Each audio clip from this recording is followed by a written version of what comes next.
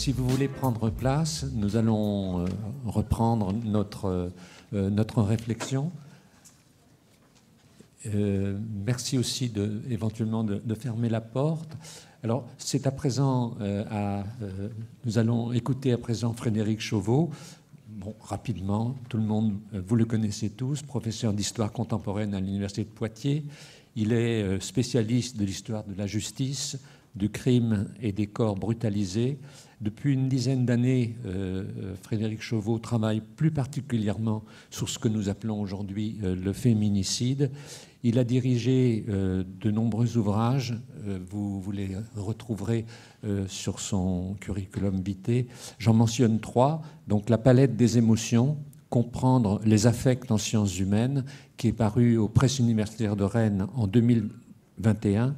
Avec Lydie Baudiou, Le crime passionnel n'existe pas. Et donc c'est une première pour nous, et pour moi, et pour vous. Il publie en avril 2022 Les tueurs de femmes, une archéologie des tueurs en série, l'introuvable addiction. Merci pour ce beau titre, Frédéric, et à toi la parole.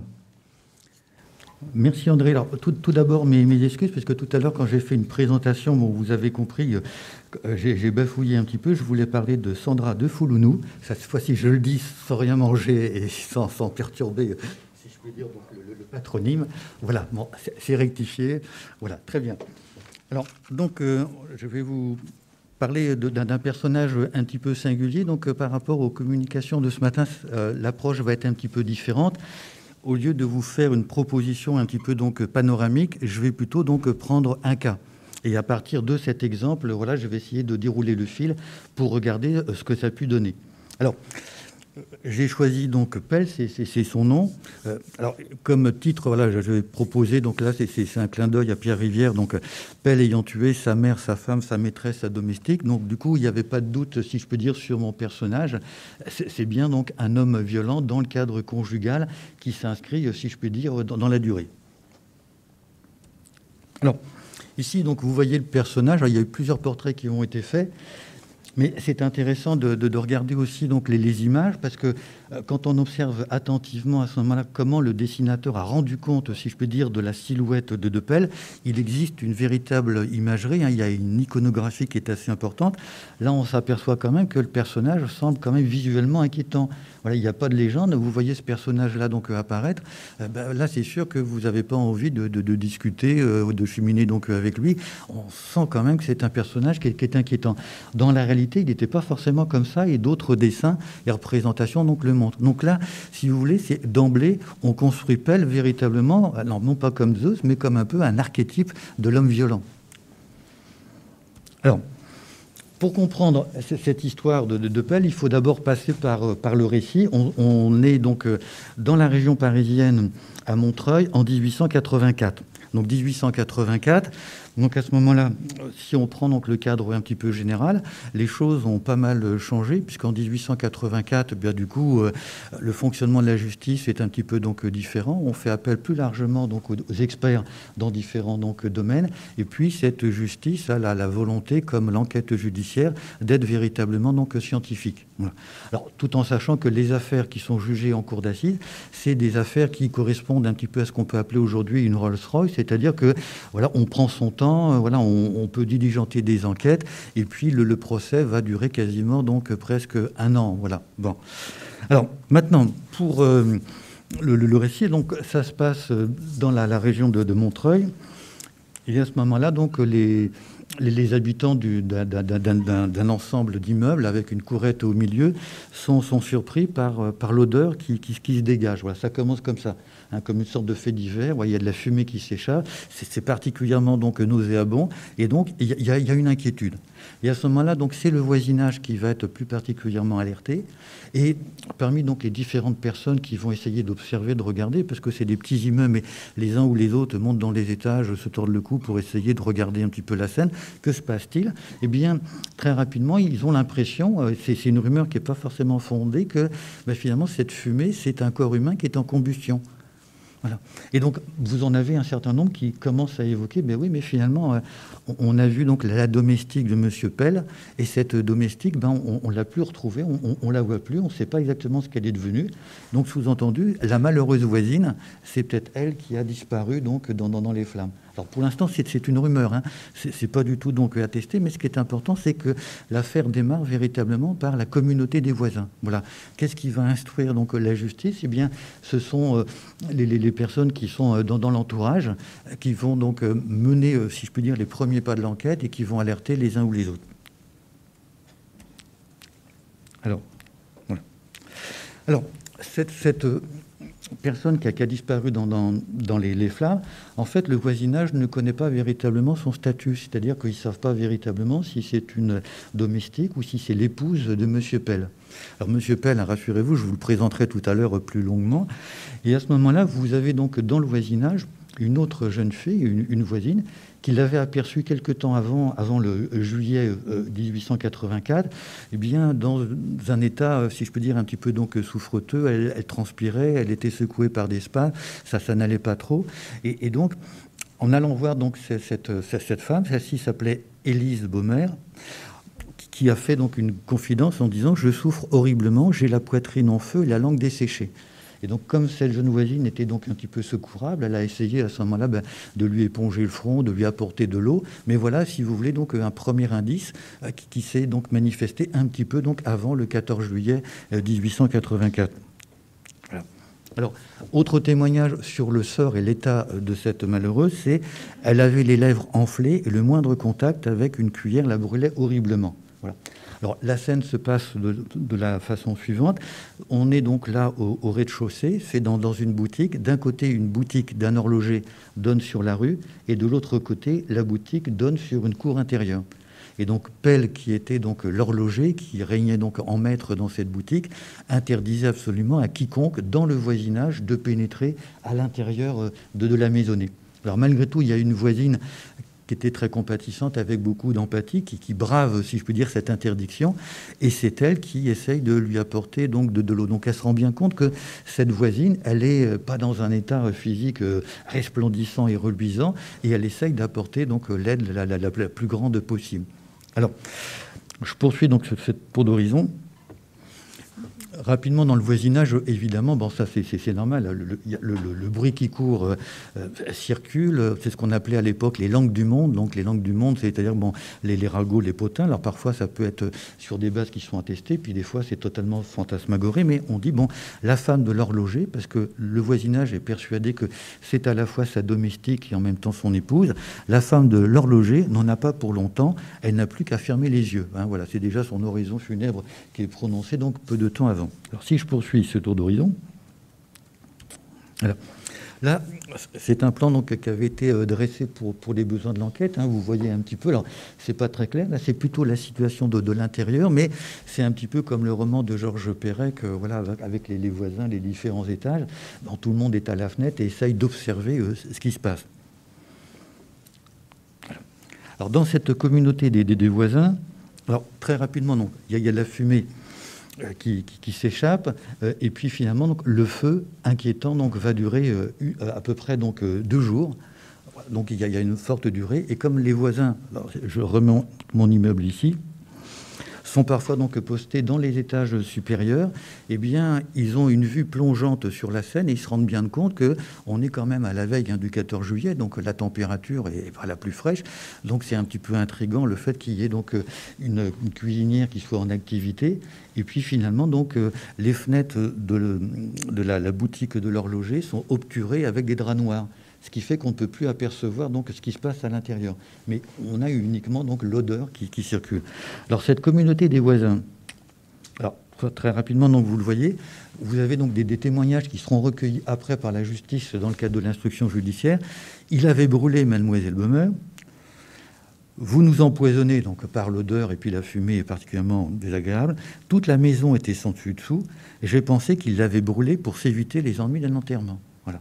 Donc là, on voit, hein, on met ça sur le compte de la radinerie et pas forcément du crime conjugal ou de la conjugalité. Alors simplement, donc Pell, pour vous le présenter, c'est un homme, c'est en fait, en gros, c'est le précurseur un peu de Landru. Voilà. C'est un homme aux 7 victimes, et il avait été surnommé, donc après son arrestation, le Barbe Bleue de Montreuil. Hein. Alors après, vous savez, le nouveau Barbe Bleue, ce sera Landru, donc on a vraiment une filiation, si je peux dire, une généalogie de ces monts. Alors sur les traces d'Élise, donc la dernière, celle qui a brûlé, dont le corps a disparu dans les flammes, vous avez donc l'enquête qui se met en place, et cette enquête à ce moment-là est assez difficile puisque la police judiciaire est en cours de constitution, et par exemple en 1884 il n'existe pas encore un téléphone qui permet donc d'alerter directement le centre de la police judiciaire. Donc on pourrait tirer le fil aussi de l'équipement de la police pour pouvoir intervenir et réaliser une enquête relativement donc précoce et efficace. Voilà. Bon, là je passe. Alors simplement ici, donc vous le voyez, c'est Alexandre Mariette, c'était donc une amie ancienne d'Élise Baumer et qui avait correspondu avec elle, et celle-ci, donc, dans des petits billets, avait fait un certain nombre de confidences, et notamment ma position n'est pas sûre ni bonne. Donc, vous voyez, c'est très euphémisé hein, comme déclaration. J'ai cherché de l'amitié chez lui, mais je trouve que des paroles amères. Voilà, mes malheurs sans fin. Voilà, donc c'est une sorte de cri d'alerte sur sa situation, mais c'est très minimisé hein, par rapport à ce qu'elle pouvait donc vivre. Voilà, bon. Alors, Élise Baumer, je vous la présente juste 5 minutes parce que c'est intéressant sur les trajectoires féminines. Elle est née donc en 1840, en 1861, donc elle rentre comme novice dans un couvent. Elle change. En 1862, elle est à Pontoise, elle est à Domestique. Et puis, de 1862 à 1884, à cette époque-là, pour les femmes, il n'y avait pas trop de possibilités d'ascension sociale. Elle se marie, elle a 3 enfants qui décèdent en bas âge, et puis après ça, donc, elle se sépare de son mari. Et à ce moment-là, pour essayer d'avoir une promotion sociale, c'est de passer de l'état de domestique à l'état de boutiquière. Donc, elle essaye de monter un commerce de crèmerie. Bon, ça périclite, ça marche pas. Et puis, finalement, donc, elle va retrouver un emploi de domestique chez différents patrons. Voilà un petit peu, si vous voulez, pour une trajectoire féminine hein, de cette époque-là. Alors maintenant, le Barbe Bleue de Montreuil. Alors pourquoi je vous parle de Ferdinand Buffreau et d'Eugénie Buffreau? Tout simplement parce que ce sont les parents de sa première épouse. Alors en fait, si on regarde le procès, il aurait apparemment empoisonné sa mère. Et voilà.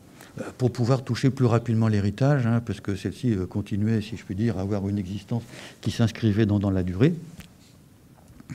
Ensuite, il a également donc empoisonné Eugénie Meyer, une servante. Ensuite, sa première femme, hein, puisqu'elle sera exhumée, donc après ça, on essaiera de voir si elle n'a pas été empoisonnée. Donc au niveau, là, évidemment, là, du crime et de la violence conjugale. Sa seconde femme, une tentative d'empoisonnement à l'arsenic, et celle-ci a eu la bonne idée, évidemment, de partir, de traverser la Manche et de se réfugier en Angleterre. Voilà. Et donc, ce qui fait qu'elle avait tellement peur que même pendant le procès, elle n'a pas voulu revenir pour témoigner. Ensuite, sa seconde belle-mère, donc tentative aussi, là, ça n'a pas marché non plus, parce que sa seconde belle-mère, évidemment, a accompagné sa fille en Angleterre. Ensuite, Marie Marouin, la domestique de sa seconde belle-mère, tentative aussi, vous voyez, tant qu'à faire, voilà, ne pas lésiner. Et puis, Élise Baumer. Donc ça, ce sont, si je puis dire, donc les victimes potentielles de Pell, et peut-être qu'il y en a eu d'autres. Voilà. Donc là, il y a une incertitude. Alors, comment ces victimes ont été tuées? Donc manifestement, donc, à l'aide de poison, avec de l'arsenic, puisqu'à l'époque, l'arsenic est en vente libre, on en trouve partout, même dans les cuisines, et des fois, les personnes un petit peu donc maladroites confondent la farine avec l'arsenic, parce que c'est le même aspect. Donc on imagine sans mal les conséquences et les dégâts pour un repas de famille. Bien. Et puis, une autre, manifestement, elle a été assassinée donc à l'arme blanche parce qu'on dispose d'un témoignage où elle a couru dans la chambre, et puis il a quitté très rapidement son logement, et les nouveaux locataires qui se sont présentés ont trouvé des taches rouges suspectes sur les murs. Voilà. Bon. Mais l'enquête n'a pas retenu, puisqu'à cette époque-là, évidemment, c'est un petit peu comme aujourd'hui. Donc, la justice, quand elle mène l'instruction, veut recueillir des éléments qui sont certains pour pouvoir donc asseoir la culpabilité. parce que sinon, évidemment, à ce moment-là, c'est contre-productif. Donc, toutes ces victimes-là n'ont pas été retenues, même si, par exemple, la mère de Pell a été exhumée. On a fait une analyse pour voir si, effectivement, elle n'aurait pas été empoisonnée à l'aide d'arsenic. Et au moment du procès, il y a eu une polémique avec le meilleur médecin expert de l'époque, voilà, qui était un toxicologue renommé. Voilà. Donc là, vous avez des portraits comme ça d'un certain nombre de ces femmes. Alors, avant le procès, donc là, c'est ça qui est intéressant, c'est que vous avez donc un personnage qui s'appelait Albert Bataille. Et Albert Bataille, c'était à ce moment-là le chroniqueur judiciaire le plus célèbre. Et à l'époque, évidemment, la chronique judiciaire, il faut se rappeler, il n'y a pas de télévision, il n'y a pas Internet, il n'y a rien. Comment donc informer? C'est par la presse. La presse, avant, je vous le rappelle, bon, certains et certaines le savent bien, mais avant la Première Guerre mondiale, c'est quasiment 14 millions de lecteurs. Et donc, quand vous avez comme ça donc, le chroniqueur judiciaire le plus célèbre qui donne une information, qui donne un portrait, eh bien, c'est de ça dont on parle. Hein, ça transfigure dans les conversations, à la veillée, au cabaret ou dans les estaminets. Et donc, voilà le portrait qu'il donne de Pell. Une teinte blafarde, un teint de cire, un squelette. Donc, vous voyez, on charge l'homme violent à ce moment-là. Ça devient un personnage un peu particulier. Il a les cheveux sont plantés droits, les joues parcheminées, se tire sur une sorte de rectus sinistre. Et derrière des lunettes d'or du faux savant, 2 petits trous bordés de rouge. Voyez, donc, portrait peu flatteur. Comme on sent que ces yeux-là n'ont jamais regardé en face, que ce visage de momie n'a jamais souri. Une maigre moustache, etc. Bref. Donc, on voit à ce moment-là, on pourrait continuer, mais le portrait donc, qui est fait dessine véritablement donc, un homme qui est prédestiné à commettre toutes sortes de violences. Et donc, du coup, s'il assassine ses épouses ou s'il les empoisonne, il n'y a pas de surprise. Alors, le procès du précurseur de Landru, donc ils ont donc essayé de restituer donc l'itinéraire de Pell, et puis après ça, essayer de recueillir la parole des différents acteurs, puisque dans le compte-rendu d'un procès, à l'époque, parfois, certains comptes-rendus ressemblaient plutôt à un long sténogramme, c'est-à-dire qu'on prend des propos qui ont véritablement dit à l'audience, qu'on va donc distribuer à ce moment-là dans un compte-rendu, et c'est ça qui est présenté donc au lectorat de cette époque-là. Voilà. Alors là, vous le voyez, donc toujours Pell à ce moment-là. Bon, son visage est un petit peu différent du premier portrait que je vous avais présenté. Maintenant, l'itinéraire de Pell comme homme violent. Bon, c'est ça aussi qui est intéressant, parce que c'est pas un monstre. Alors, il est né en Savoie. Il arrive à Paris donc en 1859. Donc, quand il est né en Savoie en 1859, ça veut dire que la Savoie était encore italienne à cette époque-là, puisque bon, c'est les guerres napoléoniennes qui mettent la Savoie, le comté de Nice, dans l'escarcelle à ce moment-là de l'Hexagone. Il fait ses études chez les frères de Saint-Nicolas, et là, il apprend les métiers d'horloger. Donc, il fait un apprentissage, et manifestement, donc, il est bien qualifié pour pouvoir conduire ce travail. En 1872, alors pourquoi j'ai mis ça y est, c'est la phrase qui est colportée par toute une série de témoins au moment du décès de sa mère. Voilà. Ah, ça y est. Et à ce moment-là, dans son entourage, on le voit soulever des lattes de parquet parce qu'il pense que sa mère a caché ses économies. Donc, il démonte pratiquement tout le parquet pour s'emparer de l'argent. Voilà. Bien. Alors, après ça, il y répond « Oui, j'ai dit ça, c'est parce que je suis peu émotif. » Bon, alors, ça peut se discuter, mais on voit un petit peu. En 1873, il se présente comme chimiste à Passy, donc là, dans la région parisienne, plutôt dans la banlieue cossue.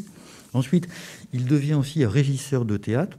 En 1879, il habite avenue des Ternes, et c'est en 1880 qu'il fait son second mariage avec Pétronille Angèle Dufour-Murabellil. Alors Pétronille, c'est aussi un prénom qui n'est pas très courant aujourd'hui dans les cours de récréation. Non, je le dis parce que si vous voulez avoir des enfants, vous êtes à la recherche d'un prénom original. Pétronille, là, je vous avoue. Bien. Alors, plus sérieusement, donc, il faut savoir que... dans le cadre de son itinéraire, son père va décéder. Son père était séparé de sa mère et il va récupérer dans son escarcelle 30 000 francs de cette époque-là. Donc 30 000 francs, c'est une somme qui est très importante. Puisque à l'époque, disons sur une année, bon, une domestique de ferme pouvait gagner à peu près 300 francs, si vous voulez. Bon, alors, si on peut prendre l'inflation en fonction des régions, mettons 500 francs grand maximum, donc 30 000 francs, il dispose déjà donc d'un capital. Voilà. Or, en fait, c'est un personnage qui s'est construit donc une existence. Il s'est présenté parfois comme un répétiteur de mathématiques à la Sorbonne, d'autres fois comme professeur donc à tel lycée prestigieux donc parisien.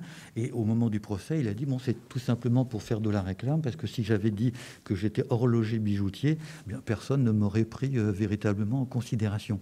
Mais on voit bien que c'est un personnage qui a essayé de faire des inventions, et au moment de la perquisition, eh bien, on a trouvé toutes sortes de bocaux contenant toutes sortes de produits, et notamment beaucoup de produits toxiques. Mais son ambition, évidemment, c'était un petit peu de sortir de sa condition pour obtenir une reconnaissance. Donc vous voyez cette trajectoire-là. Mais du coup, il n'a rien de particulier. Voilà, sauf évidemment cet héritage qui n'était pas forcément commun, mais c'est une trajectoire, si je puis dire, tout à fait ordinaire. Alors ensuite, au moment du procès, évidemment, on a essayé d'aller un petit peu plus loin. On fait appel à un certain nombre de psychiatres ou d'aliénistes. Voilà, mais même s'il n'y a pas une expertise aliéniste en tant que telle qui a été faite, c'est plutôt donc après ceux qui étaient, si je puis dire, dans la salle d'audience, mais qui n'ont pas été diligentés par les différentes parties. Et à ce moment-là, on invente une catégorie. On dit que finalement, Pet, c'est un jettatore. Alors un jettatore, à ce moment-là, c'est celui qui jette le mauvais sort. Sous-entendu, donc, toutes les femmes qu'il a côtoyées, c'est pas forcément lui qui les a assassinées, mais il suffisait qu'il les regarde pour qu'à ce moment-là, leur destin soit scellé et qu'elles soient appelées donc, à disparaître assez promptement dans des conditions plus ou moins donc, variées.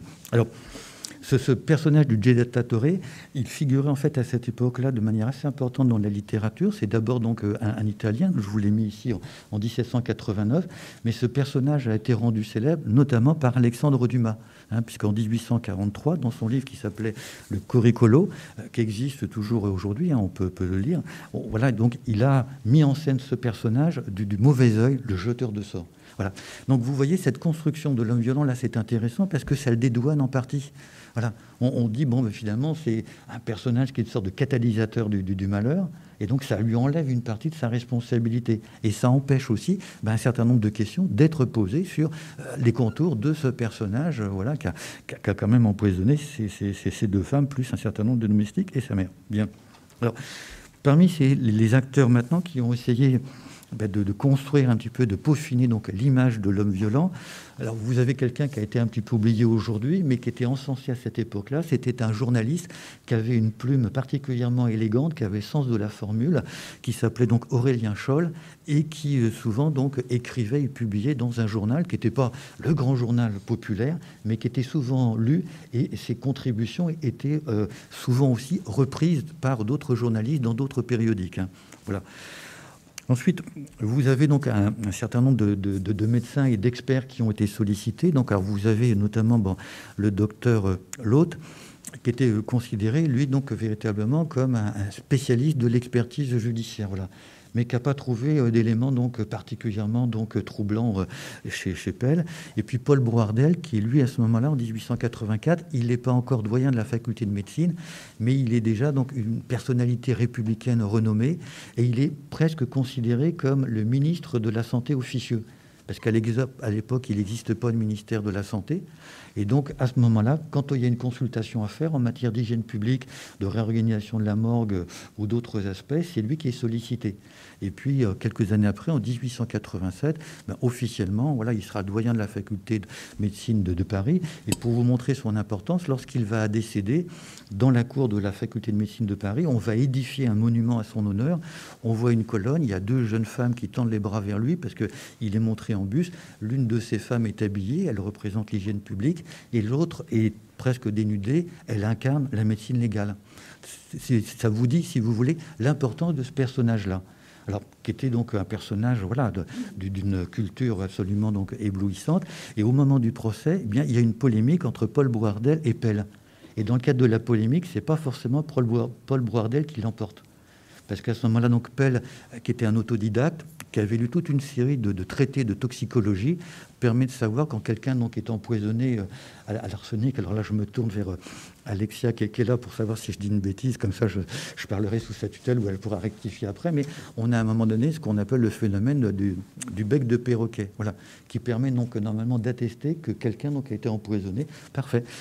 Que quelqu'un a été empoisonné donc à l'arsenic. Bien. Alors, je passe là. Donc, vous avez un certain nombre de personnages. Et aussi donc des rebondissements, parce que le procès, donc le premier procès va être cassé, parce que il y a un défaut, c'est-à-dire qu'à l'époque, vous avez donc dans le jury 12 personnes, et les 12 personnes qui composent le jury, ce sont uniquement des hommes. Et ce n'est pas n'importe quels hommes, parce qu'ils sont choisis sur une liste d'aptitudes. Autrement dit, quelqu'un qui était militaire, quelqu'un qui était domestique, ne pouvait pas être sélectionné comme jury. Parce qu'on considérait qu'un domestique, à ce moment-là, était sous la tutelle d'un patron, et que ce patron pouvait orienter éventuellement son jugement et son vote au moment de la délibération. Bien.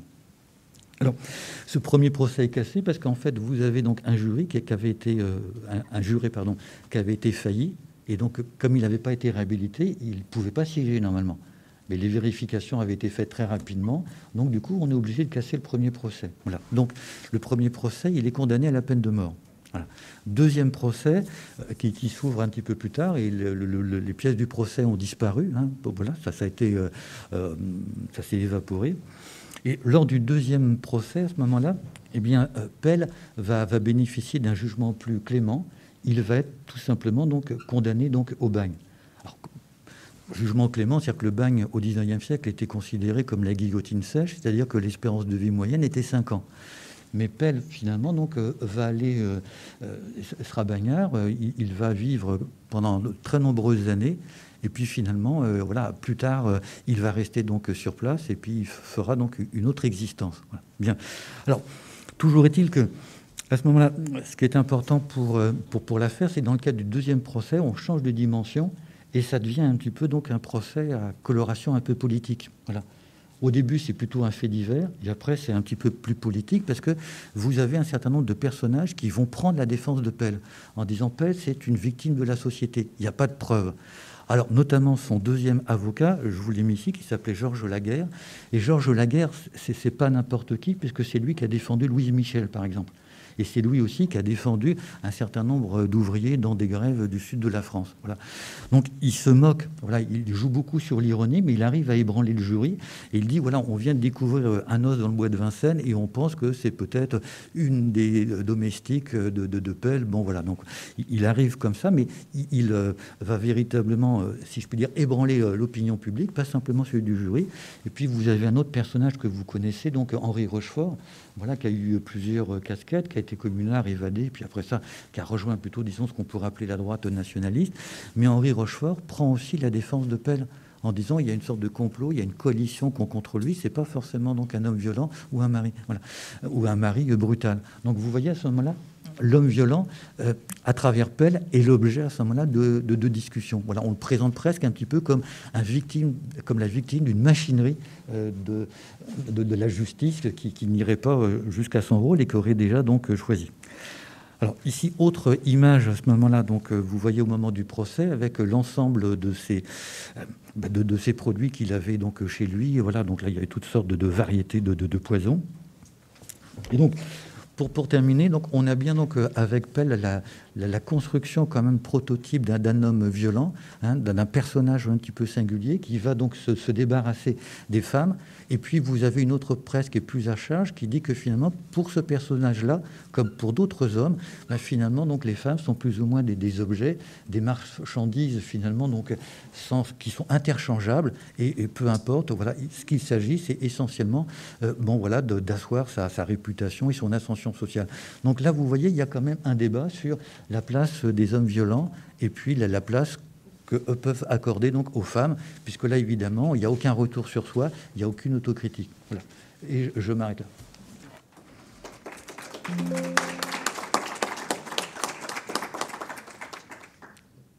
Merci Frédéric pour cette belle présentation qui commence avec des rumeurs. Donc c'est assez courant. Et puis petit à petit, tu nous achemines vers les représentations, les imaginaires autour précisément de la culpabilité ou plutôt autour de la criminalité. C'est aujourd'hui quelque chose de neuf, d'original, que de travailler sur les représentations et je t'en suis reconnaissant. Je vous propose peut-être d'écouter l'oratrice suivante. Voilà. Bonjour Alexa Debrel. Vous êtes docteur en médecine et diplômé d'études spécialisées en psychiatrie et diplômé de l'Université de Poitiers en droit pénal. Vous êtes depuis 2020 praticien hospitalier dans le service hospitalo-universitaire de médecine légale et vous êtes chef de service à l'Institut médico-légal du CHU de Poitiers. Je pense que c'est là une activité qui vous prend beaucoup de temps et merci de vous associer à ce travail de réflexion. Vous êtes aussi expert judiciaire auprès de la Cour d'appel de Poitiers et votre spécialité porte sur les violences intrafamiliales et plus particulièrement sur les homicides au sein du couple. Vous avez plusieurs articles sur la violence et l'homicide conjugal en 2013, l'homicide conjugal en 2016 et quand l'homicide conjugal ne se résume pas au féminicide en 2019, publié aux Presses Universitaires de France dans On tue une femme. Vous avez la parole. Merci. On va arriver. Tiens, le premier. En fait. Voilà.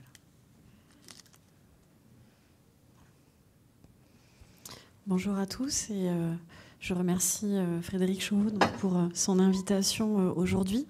On va faire un petit bond dans l'histoire. Avec quelques liens quand même, je pense que vous allez pouvoir faire avec sa présentation précédente. Et donc on va parler des auteurs de crimes conjugaux à l'heure actuelle, au XXIe siècle. Alors qui sont-ils ? Pour plus de 85% d'entre eux, ce sont des hommes qui passent à l'acte. Alors aujourd'hui, on va parler des hommes, puisque le titre de la conférence étant la banalité du mal. On a aussi quelques femmes qui passent à l'acte, mais vous voyez qu'elles sont quand même beaucoup moins fréquentes. L'âge moyen des auteurs de ces homicides est généralement aux alentours de 40 ans. Alors on parle ici bien d'une moyenne.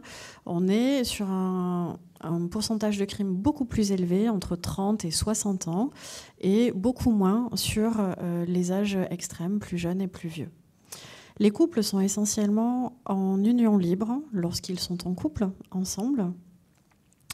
Et bien après les couples mariés, les couples séparés et divorcés.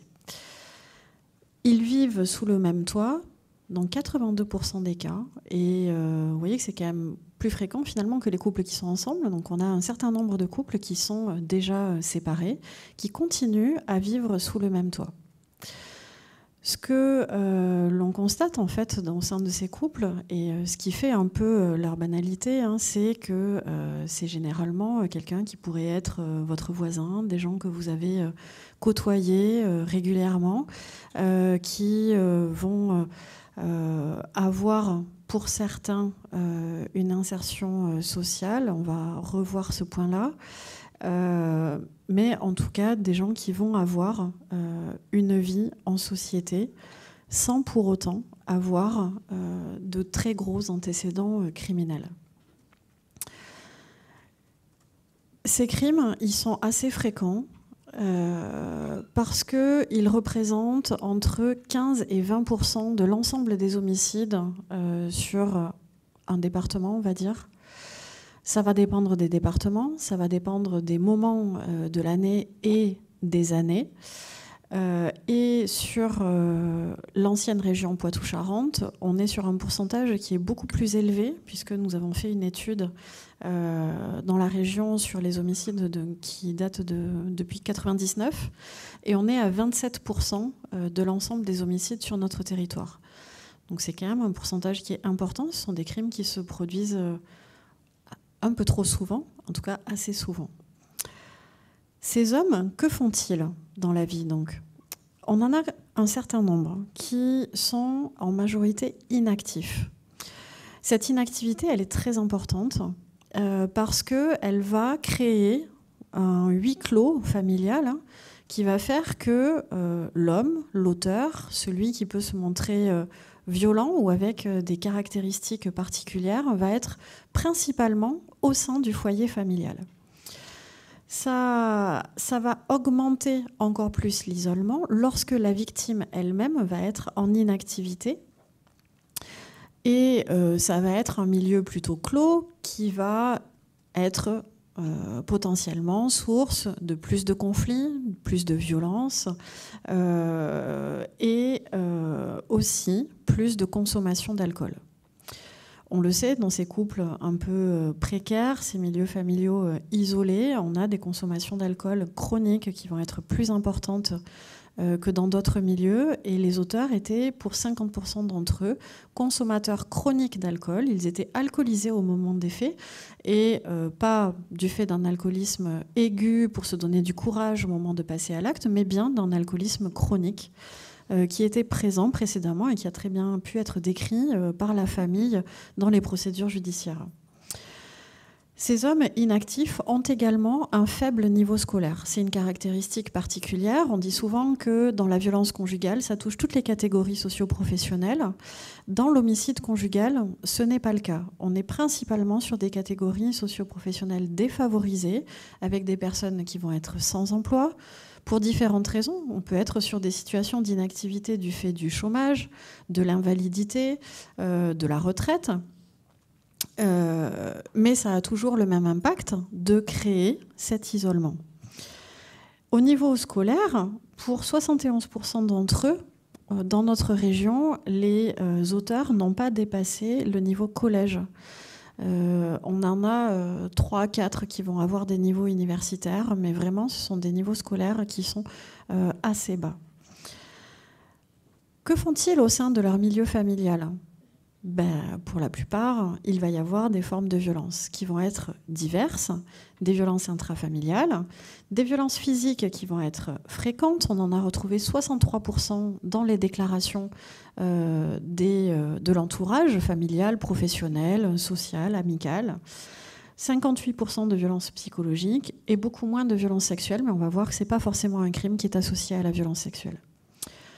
Parmi l'ensemble de ces violences qui ont été déclarées par les victimes auprès de leur entourage ou repérées par l'entourage lui-même, on n'a que 17% de plaintes. Donc vous voyez la différence quand même, hein. On est à plus de 60% de violences physiques repérées et pourtant on n'a que 17% de plaintes. Donc on sait qu'il y a quand même un gros travail à faire aussi de ce côté-là sur l'accompagnement à proposer aux victimes et sur le repérage réel à faire, en tout cas sur un plan professionnel, puisqu'on voit que même si c'est repéré au niveau familial, il y a peut-être peu de ressources pour pouvoir divulguer les violences. Au plan clinique, ce sont des crimes qui ne sont pas associés à la maladie mentale. Alors quand je parle de maladie mentale, je parle de la maladie mentale aliénante, celle qui va venir provoquer une abolition ou une altération du discernement au sens de l'article 121 du Code pénal. C'est quand même un cas très particulier, c'est-à-dire qu'au moment des expertises psychiatriques, pénales, judiciaires, nous n'avons pas retrouvé chez ces auteurs de maladie mentale qui puissent venir expliquer les faits. Par contre, on a beaucoup de symptômes dépressifs qui vont être présents chez ces hommes auteurs, qui sont repérés dans l'année qui précède les faits, mais on a, à l'inverse, très peu de prise en charge médicale. Ce sont des auteurs qui vont dire qu'ils vont avoir un mal-être qui va être présent, des troubles du sommeil. Pour autant, ils ne vont pas chez le médecin, ils ne demandent pas d'aide et ils ne bénéficient pas, pour la plupart, de prise en charge médicale, ni de suivi, ni sur le plan médicamenteux.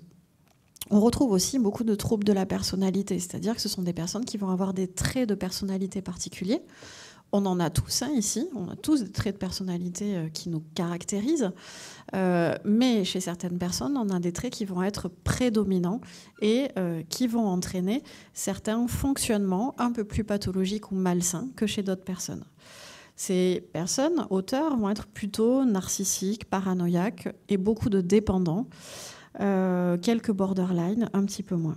Par contre, ils ont des caractéristiques communes qui sont vraiment prédominantes et qui le sont dans d'autres types de criminalité, de délinquance. Ce sont des personnes qui vont avoir des vulnérabilités importantes, des failles narcissiques, qui vont être très immatures et un mode d'attachement particulièrement insécure, notamment chez les auteurs de violences conjugales et aussi chez les auteurs d'homicide conjugal. C'est-à-dire que l'agir violent à ce moment-là, que ce soit dans la violence conjugale ou dans l'homicide, a un but particulier. Ce but-là, c'est généralement que la victime se conforme aux attentes de l'auteur, ne s'en aille pas et obéisse, entre guillemets, à ce qu'il souhaite. Cet agir violent, il va avoir une utilité aussi, c'est l'utilité de se rendre plus fort aux yeux de l'autre. Avant, on disait beaucoup que c'était des personnes qui allaient être mégalomaniaques, avec une très grande estime d'eux-mêmes. On sait maintenant que ça peut aussi être totalement l'inverse, avec des personnes qui ont de telles failles narcissiques qu'en fait, on a une très faible estime de soi. L'agir violent est utilisé pour se relever, en fait, hein, et pour avoir une meilleure estime de soi. Ce n'est pas possible par le langage, par l'expression des émotions, et donc c'est utilisé dans l'agir violent pour se rendre plus fort. Ce sont des personnes qui vont être impulsives, qui vont avoir un trouble du contrôle des émotions et qui surtout n'arrivent pas à exprimer leurs émotions. Et il faut faire attention dans ces contextes-là à la menace d'homicide. Vous allez me dire, ça c'est facile, si on est menacé de mort, au moins c'est très concret, mais aussi à la menace suicidaire. Je n'aurai pas le temps ici d'évoquer des exemples particuliers, mais cette menace suicidaire, c'est un équivalent de la menace homicidaire, en fait. Et s'attaquer à soi ou s'attaquer à l'autre, c'est à peu près la même chose. S'attaquer à l'autre qui nous fait du mal, c'est la même chose que s'attaquer à soi. À un moment donné, ils arrivent à une situation de couple extrême qui fait qu'il faut qu'il y en ait un des deux qui disparaisse. Si c'est par l'agir auto-agressif, quelque part, bon, voilà, ils arrivent chez nous aux urgences psychiatriques en général, et ça peut aussi se transformer en agir hétéro-agressif. Et il y a souvent une balance entre les deux. Donc quelqu'un qui va faire des menaces suicidaires, on doit le prendre en compte comme étant une menace pour lui-même, mais aussi pour autrui. Ce crime masculin, il amène à la mort de la victime dans la plupart des cas. 70% des victimes sont décédées. Pour les autres, ce sont des tentatives de meurtre, tentatives d'assassinat, avec des victimes qui ont réchappé au crime. Le geste est généralement commis sans préméditation. Ce sont des crimes qui sont souvent non calculés à l'avance. Et c'est ce qui va faire que l'on va utiliser des armes qu'on appelle des armes d'opportunité, qu'on va revoir juste après, c'est-à-dire des armes du quotidien qui vont être détournées de leur usage, parce qu'on les attrape au moment où on va commettre ce passage à l'acte criminel. Souvent, ce sont des armes blanches, viennent ensuite l'asphyxie, les violences à main nue, puis les armes à feu et les objets contondants. Ça peut varier un peu en fonction des régions. Chez nous, l'arme blanche va être principalement le couteau de cuisine, et l'arme à feu va surtout être le fusil de chasse. On est dans des régions qui sont un peu plus rurales, donc on ne va pas être sur de la kalachnikov chez nous, mais vraiment sur du fusil de chasse. On visualise une violence extrême dans 37% des passages à l'acte des hommes. C'est une grosse différence avec les femmes qui n'utilisent pas cette violence extrême. Les hommes, on va avoir des passages à l'acte avec des dizaines et des dizaines de coups de couteau. C'est-à-dire qu'il y a une pulsion criminelle à un moment donné qui ne s'arrête pas au premier coup. Ça peut être plusieurs coups donnés par arme à feu, un nombre de coups importants donnés à main nue, et c'est ce qu'on appelle l'overkill, la violence extrême, plus que nécessaire pour donner la mort de la victime. Et c'est un crime, comme je le disais tout à l'heure, qui est généralement non associé aux violences sexuelles. Au moment du passage à l'acte, on n'a pas de violence sexuelle associée. Ce qui ne veut pas dire qu'on n'en a pas eu dans le contexte de violence conjugale avant, dans la dynamique du couple, mais en tout cas, ce passage à l'acte criminel n'a qu'un objectif qui n'est pas sexuel, mais qui est d'arriver à ses fins et à ses attentes avec la victime.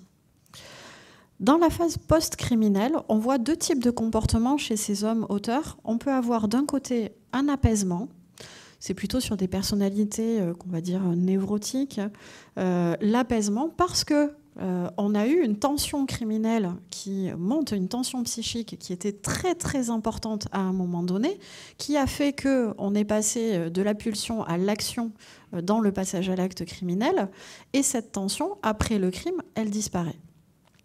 La phase d'apaisement va faire qu'il va y avoir une prise de conscience et qu'on va être face à des auteurs pour lesquels il peut y avoir un risque de passage à l'acte suicidaire à ce moment-là. À l'inverse, on peut avoir des auteurs qui vont venir revendiquer leur crime. Ce sont des auteurs qui vont, par une forme de victimisation, de retournement de la responsabilité, comme dans la violence conjugale, faire projeter la responsabilité du crime sur la victime. Si elle ne s'était pas comportée de cette manière-là, si elle ne m'avait pas parlé comme ça, si elle ne m'avait pas dit ça, je n'aurais pas été obligée d'en arriver à cet extrême de la tuer. Donc, ils ne sont pas responsables, c'est la victime qui ne s'est pas comportée normalement, et elle aurait pu finalement, quelque part, éviter ce crime. Une scène de crime d'homicide conjugal, j'aurais tendance à dire que ça reste assez banal, quelque part. On retombe dans cette banalité du quotidien. C'est une scène qui est généralement au sein du domicile conjugal. Ici, on se trouve dans le lit conjugal avec une victime qui, encore une fois, n'a pas répondu aux attentes de l'auteur. Elle dormait et il a voulu être rassuré, lui, à ce moment-là. Il lui a demandé si elle l'aimait et elle n'a pas répondu. L'histoire ne dit pas si elle n'a pas répondu parce qu'elle était endormie ou si elle n'a pas répondu parce qu'elle ne voulait pas répondre. Et ça a été quelque chose de totalement insupportable pour l'auteur qui, sur le moment, l'a strangulée, d'abord à main nue, puis a utilisé ce qu'on va appeler l'arme d'opportunité, qui pour lui était ce lien de peignoir qui se trouvait au pied du lit, qui a été entouré plusieurs fois autour du cou de la victime. Et à côté, je vous ai mis l'autre arme d'opportunité la plus fréquente que l'on voit, donc le couteau de cuisine très classique que l'on a tous à la maison. Autre type d'arme d'opportunité, et ici je ferai un clin d'œil à Camille Garbi, qui est une photographe que l'on a déjà plusieurs fois accueillie ici, et qui a fait une exposition qui s'appelle Preuve d'amour, avec des photos où elle a photographié ces armes d'opportunité, en fait, qui étaient utilisées dans les crimes conjugaux sur 1 ou 2 années. Et je les ai regroupées ici sur un crime qui a été commis, pour lequel il y a d'abord eu des armes de type objet contondant qui ont été utilisées sur la victime, puis des sacs plastiques pour être sûr qu'elle ne respire plus, et pour être certain que l'air ne pouvait vraiment pas passer, on a entouré les sacs plastiques avec un câble électrique, un câble d'ordinateur. Donc on a certains crimes qui vont être commis avec une arme unique, un passage à l'acte simple, avec une blessure, et à l'inverse des passages à l'acte qui vont être multi-modes opératoires, avec ici plusieurs armes et plusieurs types de blessures à venir repérer sur le corps de la victime. Les motivations sont multiples, mais on en a quelques-unes qui ressortent beaucoup plus que les autres. La première, c'est la séparation. L'enjeu de la séparation conjugale est vraiment un enjeu très important dans ce type d'homicide, que ça soit de l'annonce de la séparation, d'une séparation qui va être juste évoquée au sein du couple, ou à la séparation effective du couple. Il y a tout un tas d'enjeux au milieu de tout ça qui peuvent durer pendant quelques jours pour certains seulement, et pendant des semaines ou des mois de relations conjugales qui perdurent ou de vécu sous le même toit à ce moment-là. Et il va y avoir ce facteur déclenchant qui va être retrouvé dans les mois qui précèdent le passage à l'acte homicide. On peut aussi y retrouver le contexte d'alcoolisme, de violence conjugale, les conflits, de l'humiliation, du rejet, de la querelle. Par contre, chez les hommes, on ne retrouve pas de situation de légitime défense. Donc je retiendrai principalement cette séparation conjugale et la violence conjugale qui vont être vraiment les deux plus gros motifs qui vont entraîner des passages à l'acte. C'est au moment du passage à l'acte, on va avoir différents sentiments à l'œuvre chez l'auteur, de la colère, de la vengeance, de l'abandon, de l'humiliation, mais aussi de la solitude. En fonction de la situation conjugale et de ce que la victime lui renvoie à ce moment-là, de la manière dont elle se positionne, il va y avoir tous ces sentiments qui vont être plus ou moins à l'œuvre. Et il y a quelque chose qui va entraîner ce qu'on va appeler le facteur précipitant. Et c'est ça qui va faire que sur le temps T, on va avoir un passage à l'acte criminel impulsif. Donc ce facteur déclenchant, on le retrouve dans les mois qui précèdent ou les semaines qui précèdent, et le facteur précipitant, c'est généralement dans les minutes ou les heures qui précèdent le passage à l'acte. Le but est unique dans ces passages à l'acte, c'est d'éviter le départ de la victime, éviter qu'elle prenne une décision que l'auteur n'accepte pas. Il y a ici une difficulté à positionner la victime comme étant un sujet propre, qui a le droit de faire ses propres choix, quelqu'un qui soit totalement individualisé de l'auteur. Dans la tête de l'auteur, il y a une fusion complète, c'est le couple qui existe et ce n'est pas les individus en tant que personnes. Dans cette phase post-criminelle, certains auteurs vont se suicider, principalement ceux qui ont une arme à disposition. Le corps est découvert très rapidement, mais certains auteurs restent sur les lieux parce que, dans un premier temps, ils vont imaginer un scénario pour se disculper du passage à l'acte. Oui, c'est fini. Il n'y a plus qu'une seule diapo. Je vous en prie. Et donc, on a beaucoup d'auteurs qui vont rester sur les lieux comme ça initialement. Malgré tout, c'est un crime qu'on arrive, pour les enquêteurs, à résoudre de manière assez rapide. Dans les 24 heures, généralement, on connaît l'auteur et il est souvent arrêté aussi très rapidement. Les infractions principales, c'est le meurtre. Pourquoi ? Parce que le meurtre, c'est le fait de donner la mort à autrui, et donc ça correspond à un passage à l'acte pouvant être impulsif. C'est le plus fréquent. Ensuite vient l'assassinat. L'assassinat, c'est le fait de préméditer son passage à l'acte. On en a 27% dans notre région. Et viennent ensuite les violences volontaires. La peine moyenne de réclusion criminelle chez ces auteurs, elle a été de 15 ans. Alors là, nous, nos statistiques s'arrêtent en 2015. Les statistiques suivantes sont en cours d'étude. On a la sensation, pour l'instant ce n'est qu'une sensation, que l'on va vérifier sur un plan mathématique, que cette peine moyenne, elle augmente ces dernières années. Moi, à chaque fois que je passe aux assises en tant que légiste ou expert psychiatre, je vois des auteurs d'homicides conjugaux qui prennent généralement des peines de 20 à 25 ans. On est rarement en dessous de 20 ans, en fait. Donc on verra si sur ces dernières années, il y a une modification en ce sens, puisque c'est aussi des années où on parle beaucoup plus de ces faits-là. Donc pour les jurés, ça peut peut-être compter.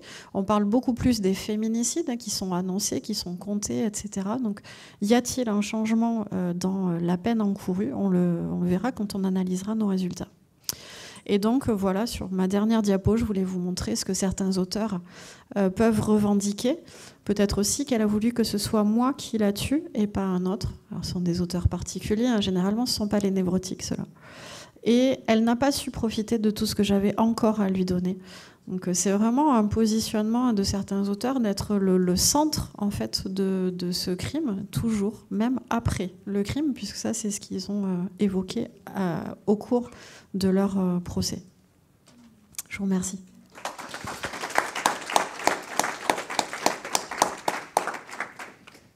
Merci Alexa Delbrey.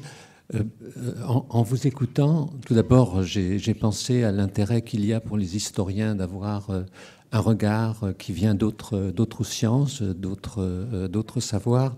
Et puis en vous écoutant, je dois dire que j'éprouve un sentiment d'admiration, car toutes les horreurs que vous nous avez décrites, vous, quotidiennement, vous devez en quelque sorte les surmonter, les assumer, et je pense que ce n'est pas simple. Donc dans un premier temps, vous nous avez montré un portrait ou des portraits, puis des modes de vie, puis vous nous avez expliqué les instruments, et puis pour terminer, les passions immédiates ou, comment dire, que l'on a petit à petit mâchonné et préparé, et qui ont anticipé l'acte lui-même. Encore merci. Je vous propose à présent de poser vos questions ou de donner vos réflexions sur les deux présentations qui ont été réalisées.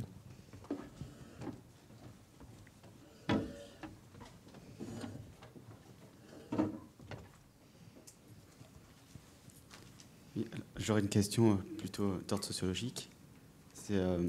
Alors, c'était pas sur des violences extrêmes. C'était un sociologue qui travaillait avec un ouvrier. Et il y avait les ouvriers qui se moquaient ou parlaient mal aux ouvrières. Et il disait que c'était plus simple pour eux qui sont en bas de l'échelle de s'attaquer aux ouvrières que s'attaquer aux patrons, de se moquer des gens au-dessus. Je me demande si dans les violences de couple, il y a un peu ce côté défouloir. En fait, c'est pas la femme qui est victime, mais que c'est plus facile que s'attaquer aux vrais problèmes que les gens ont. Alors moi, je ne suis pas sociologue, alors il va falloir m'aider. Je ne suis pas sociologue. Ce qu'on peut voir plus sur un plan clinique, en tout cas, c'est qu'effectivement, il y a probablement une certaine facilité à venir s'attaquer à la personne avec laquelle on vit et qui est présente au moment où on a certaines problématiques personnelles que l'on n'est pas en capacité de pouvoir résoudre. Et que du coup, ça devient un défouloir. La famille va être un défouloir au sens large, ça peut être la femme, ça peut être les enfants. Sur un plan sociologique, je ne saurais pas dire ce que ça veut dire, mais ce qu'on voit chez les auteurs, et notamment quand ils arrivent dans des contextes similaires aux urgences psychiatriques, parce qu'on a des passages à l'acte souvent auto-agressifs ou parce que la famille n'en peut plus, c'est ça qu'on voit, c'est qu'en fait, ils n'expriment rien auprès de leur famille. En fait, ils sont dans l'incapacité de pouvoir exprimer leurs problématiques professionnelles, par exemple, s'il y en a, et leurs problématiques personnelles aussi, c'est-à-dire que s'il y a un problème dans la famille, il n'est pas parlé parce qu'ils ne sont pas en capacité de pouvoir échanger avec leurs proches. Et donc le problème s'enquiste, il s'enquiste, et la seule chose qui monte, c'est la tension psychique qui est évacuée dans le passage à l'acte criminel. Enfin, violent, en tout cas. J'en profite, j'avais une question pour Alexia, parce que dans les pourcentages donnés, il n'y avait que 17% finalement donc, de victimes qui portaient plainte. Et du coup, on pourrait imaginer une autre situation où il y ait 100%, mais à ce moment-là, ça changerait peut-être aussi les profils professionnels. Voilà. Parce que là, les profils qui sont donnés, c'est uniquement par rapport du coup aux femmes qui portent plainte.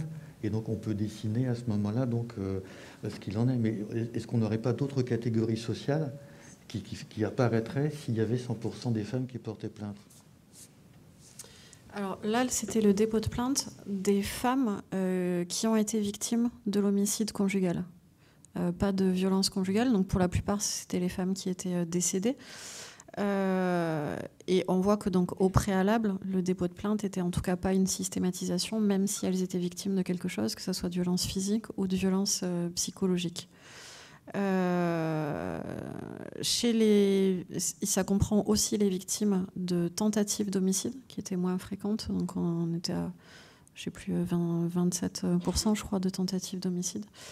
Par contre, il faudrait le prendre sur le volet violence conjugale, si on voulait le faire dans le sens inverse après. Ça, c'est uniquement les plaintes qui ont été retrouvées dans l'après-coup. Oui, bonjour, merci pour vos présentations, c'était très intéressant. J'avais une question concernant ces hommes violents.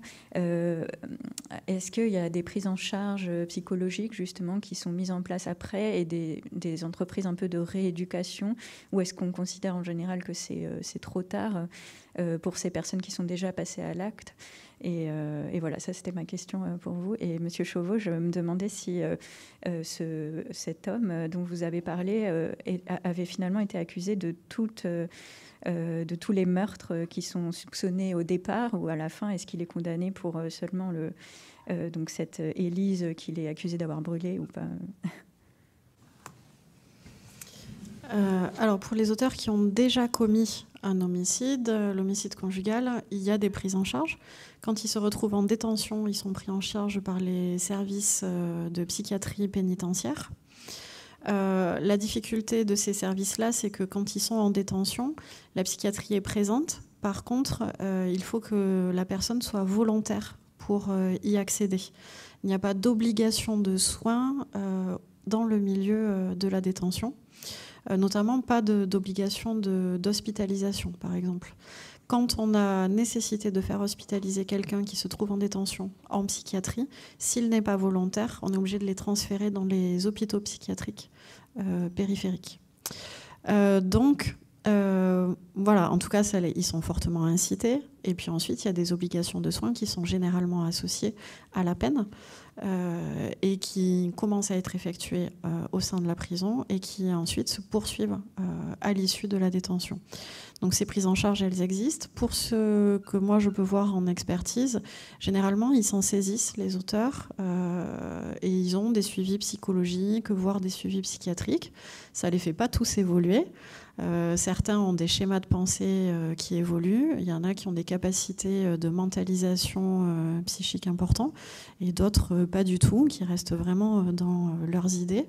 Mais pour certains, oui, ça marche. J'en ai vu qui réfléchissaient à qu'est-ce qui se passe à chacune des séparations conjugales qu'ils ont pu vivre dans leur vie, leur mode de réaction, comment réagir plus tard quand ils seront sortis de détention si ça se reproduit, pour travailler sur eux-mêmes. Après, pour les auteurs de violences conjugales avant qu'ils puissent arriver en détention. Il existe aussi des possibilités de prise en charge spécifiques. Et puis, dernièrement, il y a eu la création du CPCA, le Centre de prise en charge des auteurs de violences conjugales, qui va être dédié à ce type de prise en charge. Et il y a également le Centre pénitentiaire d'insertion et de probation qui travaille sur ces sujets et qui propose, ainsi que le Prisme chez nous, des stages de responsabilisation des auteurs de violences conjugales. Donc, les différentes choses, certaines choses qui sont obligatoires en fonction de la procédure judiciaire et d'autres qui ne le sont pas et pour lesquelles on est obligé d'attendre que les auteurs se saisissent des propositions. Oui, alors, pour Pell, donc, la difficulté, c'est qu'en fait, ils ont retenu uniquement Élise. Ils ont fait des essais de combustion d'un corps à partir d'un cadavre, donc 40 heures pour consumer entièrement le corps. Mais en réalité, pour les autres victimes, ils ont abandonné. Alors, en réalité, c'est un petit peu comme Landru, c'est-à-dire qu'il y a une présomption, mais il n'y a pas de corps qui est retrouvé. Parce que si on prend Landru, dans son carnet, c'est 283 fiancés, c'est 11 victimes potentielles, mais il n'y a pas en réalité de corps. Et donc pour Pell, qui inaugure un petit peu cette lignée de ce type de criminel, ben voilà, donc là c'est au niveau des débats, des présomptions, des possibilités. C'est pour ça que lors du deuxième procès, donc l'avocat arrive véritablement donc à ébranler le jury, en tout cas une partie de l'opinion publique. Voilà.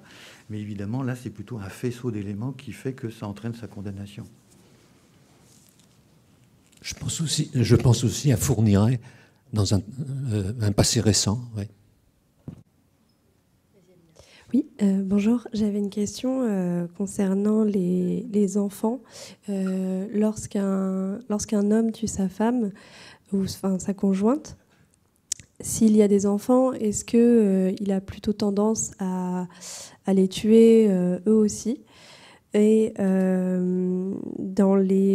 par exemple, dans les faits divers où on voit qu'un homme tue ses enfants, mais pas sa conjointe ou son ex-conjointe, est-ce qu'il agit par vengeance ou est-ce pour une autre raison ?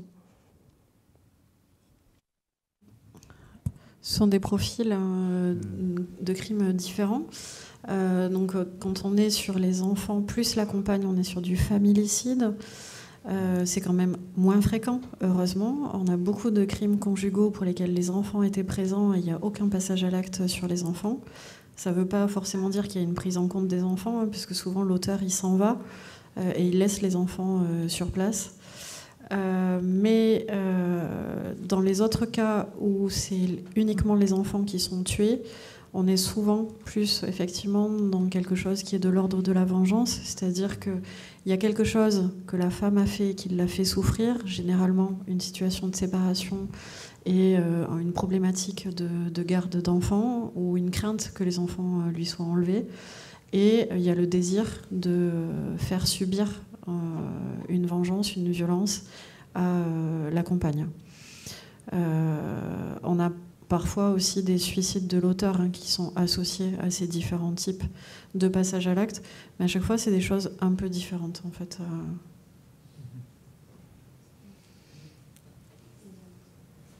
Merci beaucoup pour vos deux interventions. J'avais une question concernant donc, les personnes qui servent leur peine et qui après reprennent une vie quotidienne un peu plus normale, on va dire.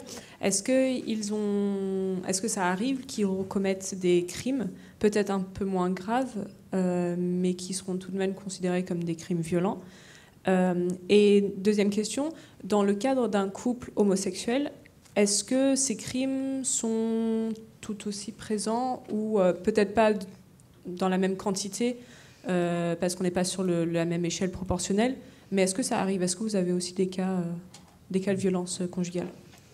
Oui, dans le couple homosexuel, il y a la même dynamique en fait. Parce que l'enjeu, c'est plus un enjeu de maîtrise de la relation, de possession, que forcément une question genrée.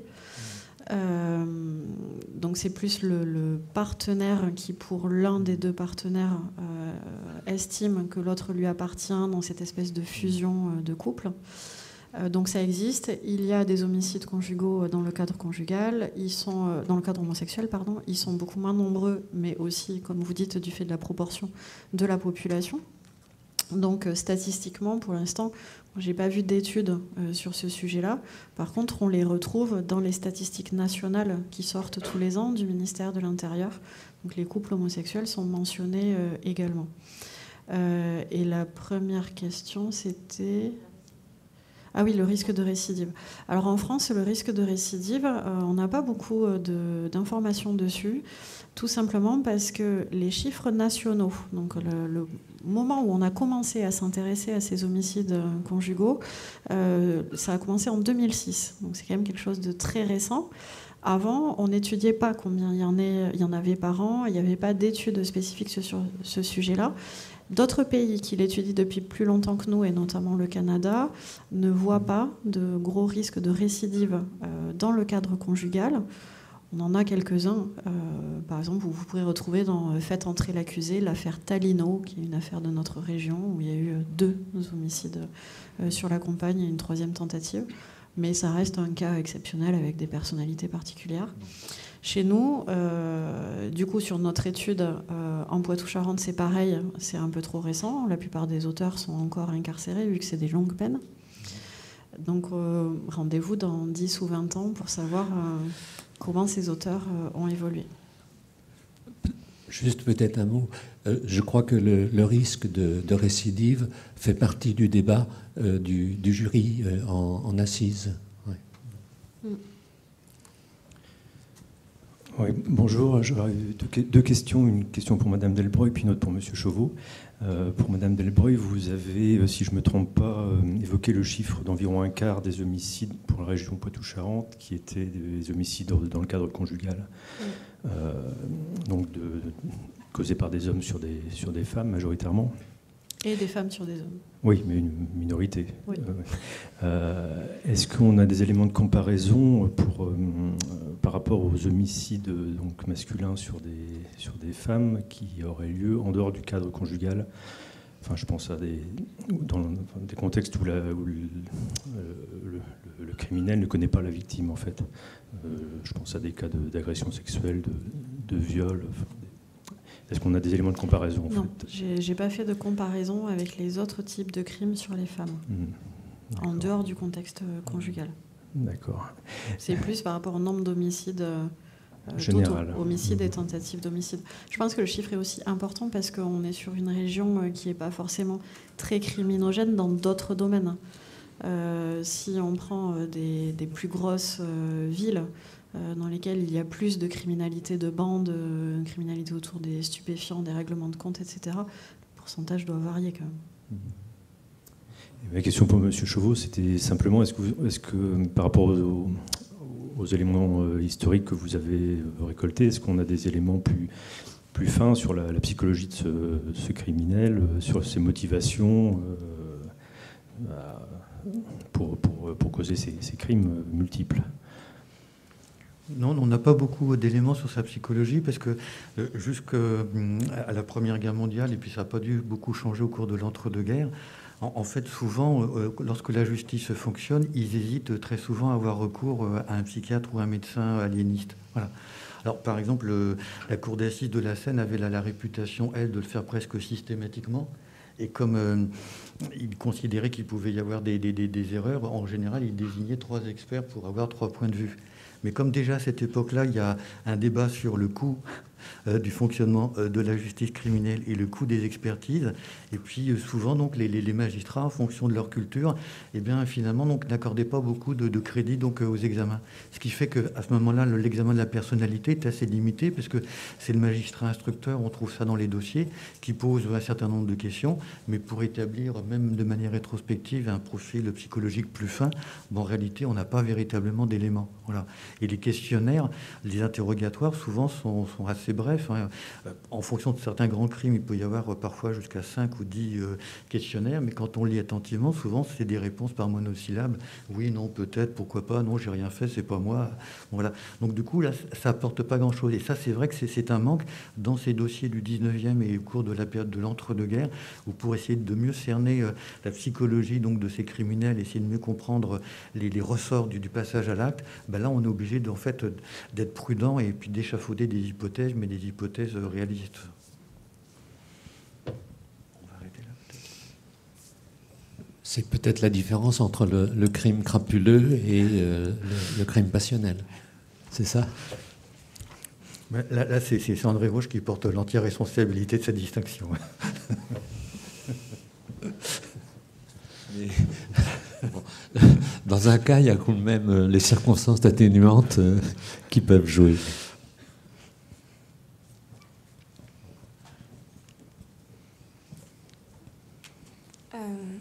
Sans parler de récidive, moi je pense plutôt aux victimes collatérales, les enfants. Quels sont les chiffres en termes de répétition, parce qu'ils sont spectateurs en règle générale? Et quelle est la forme d'accompagnement qui existe pour ces enfants? Est-ce que c'est quelque chose de très formalisé? Est-ce que c'est du cas par cas? Est-ce que ça dépend des décisions du juge ou de la structure sociale qui existait autour d'eux avant? Voilà. Très vaste question. Alors, il n'y a rien qui est clairement formalisé sur le territoire national, en tout cas sur la prise en charge des enfants. Pour connaître leur évolution, c'est pareil, c'est trop tôt, puisqu'on ne s'est pas posé ce genre de questions avant. Donc on a des études qui sont pour l'instant trop récentes, qui sont des études qui vont être prospectives et qui vont du coup étudier les enfants sur les années à venir. Il y a des endroits qui proposent des prises en charge spécifiques. Je vais citer le protocole féminicide du 93 de Seine-Saint-Denis, qui est un protocole qui, là, a formalisé cette prise en charge pour les enfants qui se retrouvent initialement tout seuls, le père en détention, la mère qui est décédée, et qui assure au sein d'une structure hospitalière pédiatrique la prise en charge de l'enfant initialement, de manière à ce qu'il puisse y avoir une prise en charge globale, psychologique, mais aussi que sur un plan judiciaire et sur un plan social, la prise en charge globale de l'enfant avec le juge des enfants, l'aide sociale à l'enfance, puisse avoir un temps de réflexion et se mettre en place sans que l'on jette l'enfant dans une partie de la famille ou dans l'autre. La difficulté de ces crimes, c'est qu'il y a un conflit de loyauté, qu'on soit du côté de la mère ou qu'on soit du côté du père. C'est rare que les deux s'entendent. Par contre, c'est aussi possible que les deux veuillent récupérer la garde de l'enfant, que ça ne soit pas dans un milieu totalement neutre. Ils vont entendre des choses sur leur père ou sur leur mère. Donc c'est une difficulté, et le protocole féminicide permet de pouvoir prendre le temps de se poser un peu et de se dire, bon, qu'est-ce qui est le mieux qu'on fasse ? Et puis ça leur permet d'étudier le milieu familial maternel, le milieu familial paternel, qui est le plus à même de le prendre en charge. Si personne ne l'est, il y a une prise en charge par l'ASE, foyer ou famille d'accueil. Ensuite, sur les relations et l'évolution, c'est très compliqué parce que les positionnements et les modifications de pensée sur un plan judiciaire par les magistrats se modifient beaucoup ces dernières années. Pour l'instant, il y avait plutôt une primauté du lien biologique, du lien parental, avec le fait de continuer à laisser les droits parentaux au père, même si celui-ci se trouvait en détention et même si celui-ci avait tué la mère. On se tombait sur des situations qui étaient assez rocambolesques, puisqu'on avait des enfants dont le père en détention décidait de sa sortie scolaire ou du type d'activité qu'il pouvait faire extrascolaire. Avec des enfants que l'on obligeait à aller au parloir pour maintenir ce lien biologique, même s'ils ne le souhaitaient pas, ou même si c'était néfaste pour eux.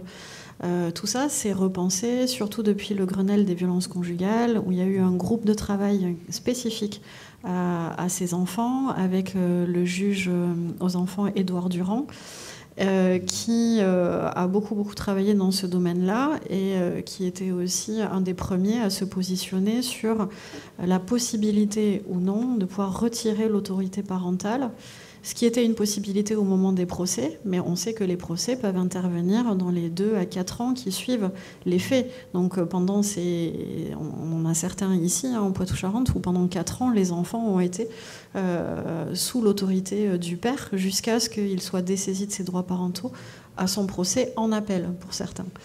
Et maintenant, grâce à ces groupes de travail, l'enfant a été positionné comme étant victime au sein des violences conjugales, par exemple, donc il a le droit de se porter partie civile.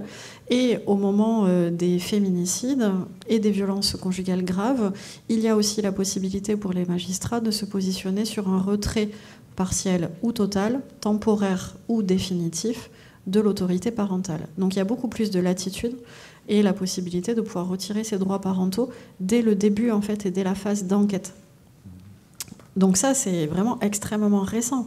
Quel impact ça va avoir sur les enfants? Comment les juges vont utiliser ces différentes possibilités? Pour l'instant on ne le sait pas vraiment. Et les protocoles féminicides tendront probablement à se répandre sur le territoire puisque ça a apporté des bénéfices dans le 93. Mais après, il faut que chaque territoire aussi se saisisse de ces dispositifs.